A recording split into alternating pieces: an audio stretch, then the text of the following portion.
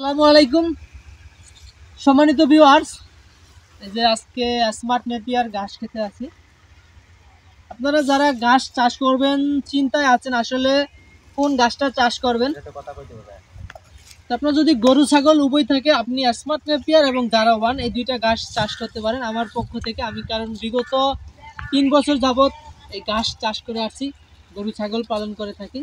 তো সেক্ষেত্রে আমার উঁচু জমির ক্ষেত্রে দুইটা ঘাসই সবচেয়ে পছন্দ বর্তমানে। একটা হচ্ছে এই স্মার্ট নেপিয়ার ঘাস আর একটা হচ্ছে জারাওয়ান হাইব্রিড ঘাস। এই দুইটা ঘাস গরু ছাগলের জন্য খুবই ভালো।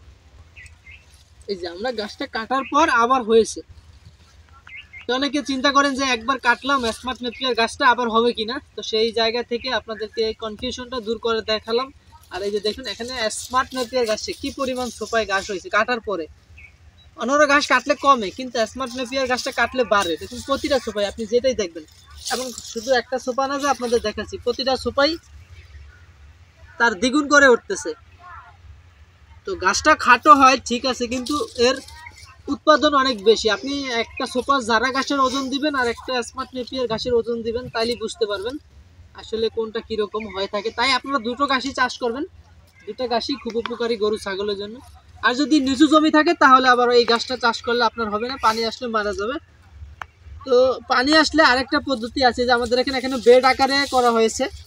বেড আকার করার কারণ হলো এখানে আমরা ধানের জমি ছিল, এগুলাতে পানি থাকে বর্ষাকালে অল্প আকারে। এই বেডটা করার কারণ হলো এখানে বর্ষা মৌসুমে পানি থাকে অল্প আকারে। তো পানিটা যাতে অল্প, মানে একদম অল্প পানি থাকে, তো একটু হালকা খোঁজ করে অল্প মাটি দিয়েছি। তারপরও এখন ধরেন এই মাটি থেকে 4 আঙ্গুল নিচে পানিটা থাকে, বর্ষাকালে সমস্যা হয় না। এই জন্যই মূলত আমরা এই বেড আকারে এরকমভাবে কাটছি। তো অনেকে মনে কনফিউশন থাকতে পারে যে মাঝখানে কাটা কেন। তো এটা আমাদের নিচু জমি হওয়ার কারণে আমরা এই সিস্টেমটা করেছি।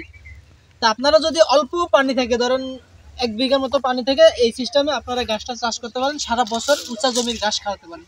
নিচু জমিতে ঘাস হয়, কিন্তু সমস্যা হলো নিচু জমির ঘাস উঁচু জমির মতো অত ভালো হয় না। কিন্তু যাদের একদম নিচু জমি অনেকদিন পানি থাকে সেক্ষেত্রে ওটা পরিত্যক্ত জমি হিসেবে করা যায়। কিন্তু আপনার যদি উঁচু জমি থাকে তাহলে সবচেয়ে ভালো ঘাসের জন্য।